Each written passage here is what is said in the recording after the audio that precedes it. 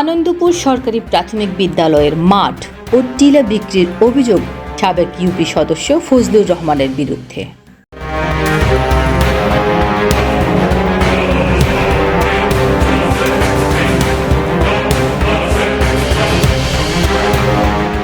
কুমিল্লার বুড়িচং উপজেলার বাক্সিমূল ইউনিয়নের আনন্দপুর উত্তরপাড়া এলাকায় সরকারি প্রাথমিক বিদ্যালয়ের মাঠসহ প্রায় ৮০% সরকারি টিলা ও গাছ বিক্রির অভিযোগ উঠেছে সাবেক ইউপি সদস্য ও আওয়ামী লীগ নেতা মোহাম্মদ ফজলুর রহমান ফজলু মেম্বারের বিরুদ্ধে।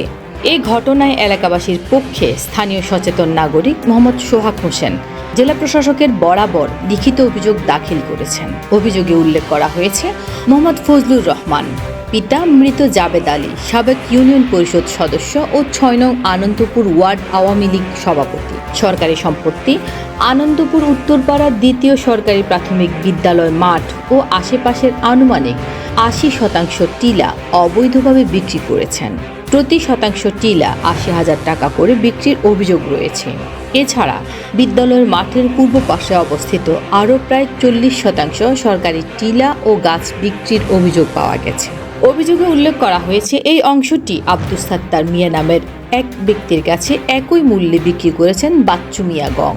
অভিযোগকারী মোহাম্মদ সোহাগ হোসেন জানান, সরকারি বিদ্যালয় মাঠ জনগণের সম্পদ, অথচ একজন প্রভাবশালী স্থানীয় নেতা ও সাবেক জনপ্রতিনিধি সরকারি জমি ব্যক্তিগতভাবে বিক্রি করছেন। এটা সম্পূর্ণ বেআইনি ও দণ্ডনীয় অপরাধ। আমরা জেলা প্রশাসনের কাছে নিরপেক্ষ তদন্ত ও দোষীদের বিরুদ্ধে কঠোর ব্যবস্থা চাই। স্থানীয়দের অভিযোগ, সাবেক ফজলু মেম্বার বর্তমানে বাক্সিমূল ইউনিয়ন আওয়ামী লীগের সিনিয়র সহসভাপতি হিসেবে দায়িত্ব পালন করছেন। তার প্রভাবের কারণে সাধারণ মানুষ প্রকাশ্যে কথা বলতে ভয় পাচ্ছেন।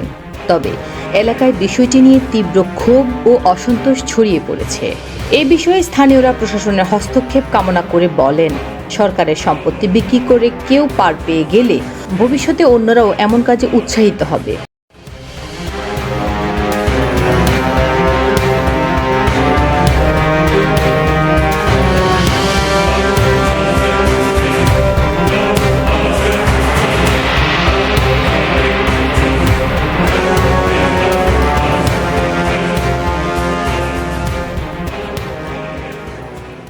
তাই এখনই প্রশাসনের উচিত সুষ্ঠু তদন্ত করে সরকারের সম্পত্তি রক্ষা করা।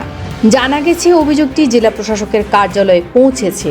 প্রশাসনের সংশ্লিষ্ট সূত্র জানিয়েছে, বিষয়টি প্রাথমিকভাবে যাচাই বাছাই চলছে এবং অভিযোগের সত্যতা পাওয়া গেলে প্রয়োজনীয় আইনানুগ ব্যবস্থা নেওয়া হবে। এলাকাবাসী আশা প্রকাশ করেছেন, সরকার দ্রুত বিষয়টি তদন্ত করে সরকারি সম্পত্তি উদ্ধারের কার্যকর পদক্ষেপ নেবে এবং দোষীদের আইনের আওতায় এনে দৃষ্টান্তমূলক শাস্তি প্রদান করবে। সরকারি খাস জায়গাগুলো দখল করে রেখে সাধারণ মানুষের চলাচল উপযোগী বন্ধ করে রেখেছেন।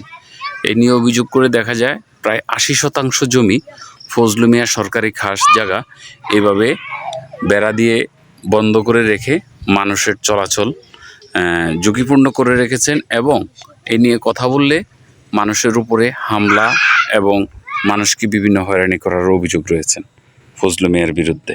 Channel HD24।